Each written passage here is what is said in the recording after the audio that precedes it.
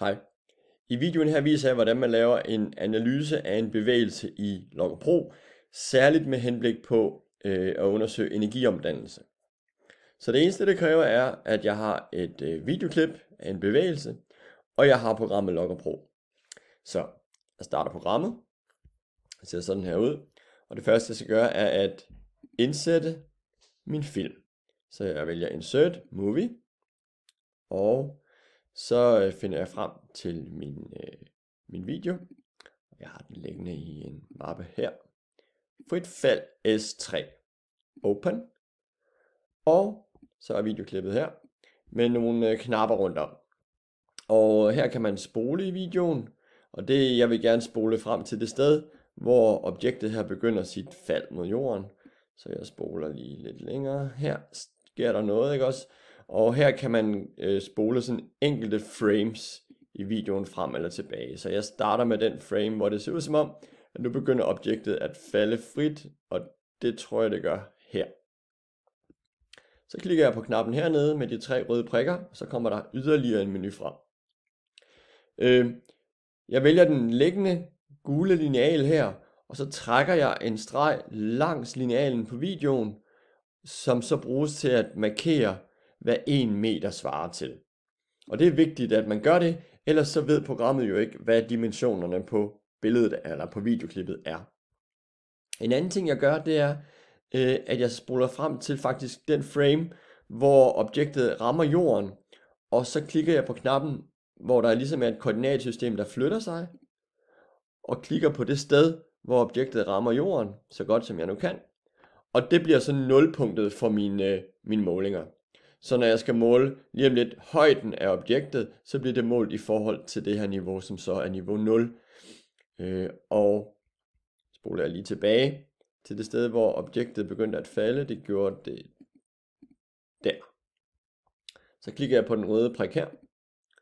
Og så vælger jeg et punkt på objektet, som jeg mener, jeg kan tracke, når de bevæger sig ned mod jorden. Her vælger jeg bare det punkt, der er længst nede mod jorden. Det kunne også være det højeste punkt, eller et andet punkt, som jeg markerer, men jeg vælger bare det punkt, der er længst nede.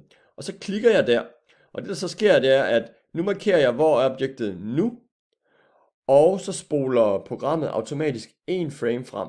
Og så kan jeg klikke det samme sted, og så klikker jeg igen på objektet, og så klikker jeg igen på objektet, og allerede nu begynder det at se lidt sløret ud, ikke også, fordi det allerede bevæger sig hurtigt i forhold til, hvad kameraet kan håndtere. Men jeg gør det bedste, jeg kan, og klikker på det sted på objektet, som er længst mod jorden. Nu begynder det altså at være lidt uklart her, så nu laver jeg ikke lige flere klik. Nu har jeg klikket på objektet, og hvis jeg skal undersøge bevægelsen videre, så bliver jeg bare ved med at klikke. Og hvis det er et objekt, der hopper, så fortsætter jeg bare med at klikke i det punkt på objektet, som er længst ned mod jorden. Så jeg kan klikke videre. Bagved videoen nu er der sket det, at jeg har et datasæt herover med mine data. Der er inde i datasættet her 5 kolonner. Tid, x-koordinat, som er langs den her akse, y-koordinat, som er lodret, hastigheden i x-aksens retning og hastigheden i y-aksens retning. Og fordi jeg her særligt er interesseret i potentiel og kinetisk energi, så skal jeg bruge højden til den potentielle energi og hastigheden i y-aksens retning til den kinetiske energi. Der er også et grafvindue her bagved, hvor som udgangspunkt så er der tegnet x- og y-koordinaten ind i koordinatsystemet her, så vi kan se, hvordan de ændrer sig, når tiden går. Det jeg er interesseret i, det er den kinetiske og potentielle energi, så jeg går op i data og vælger New Calculated Column. Og lad os starte med at finde den potentielle energi. Så name, der skriver jeg potentiel energi. Short name kunne jeg kalde E hot. Og enheden er J for joule. Og hernede i feltet expression, der skal jeg så skrive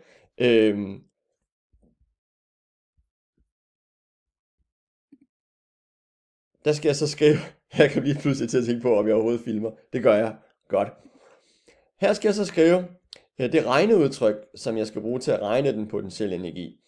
Og det er jo M gange G gange H. Og M, det er objektets vægt. Og på videoen her, der er det et 200 grams lod, jeg bruger. Så derfor siger jeg 0,2, fordi det skal være vægten målt i kilogram.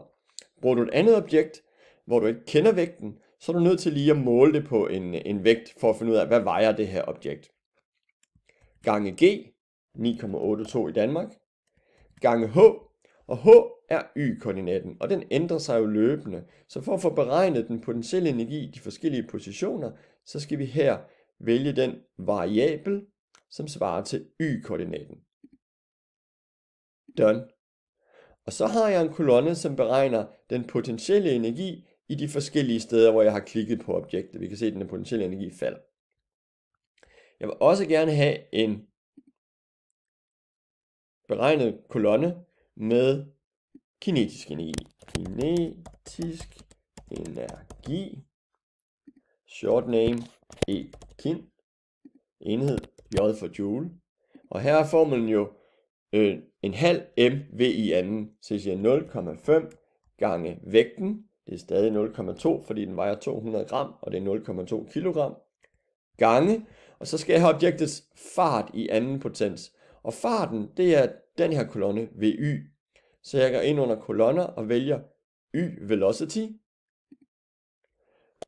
i anden potens. Så hat af 2 i anden potens, ikke? Done. Og så har jeg en kolonne med den kinetiske energi. Og nu vil jeg gerne på grafen herover se, hvordan de to energier udvikler sig. Så jeg dobbelt-tapper et sted i mit grafvindue. Fravælger X og Y. Så scroller jeg lige lidt ned, og så sætter jeg flueben ved potentiel og kinetisk. Okay. Og så kan vi se her, hvordan den potentielle, det er den lilla kurve. Den potentielle energi er aftagende. Den røde er den kinetiske energi. Og den er stigende efterhånden, som tiden går. Og vi kan også se, hvordan det er ligesom om, at den potentielle energi bliver omdannet til kinetisk energi. Når den ene falder, så stiger den anden tilsvarende. Ind til det sted, hvor jeg ikke klikkede længere. Så jeg klikkede jo kun ind til her, ikke også? Og hvis der for eksempel er nogle hop, så havde jeg fortsat. Og så vil jeg så kunne se her på figuren, hvordan den potentielle og kinetiske energi ændrer sig. Autoskalere. Okay. Og hvis der sker et eller andet mærkeligt her med skaleringen, så kan man også klikke på autoskalere. Eller man kan zoome ind og ud. Man kan gøre forskellige ting, og man kan også tage fat i grafen her og flytte. Man kan gøre mange ting her i grafvinduet. Så god fornøjelse med at lege med det selv. Sådan. God arbejdslyst.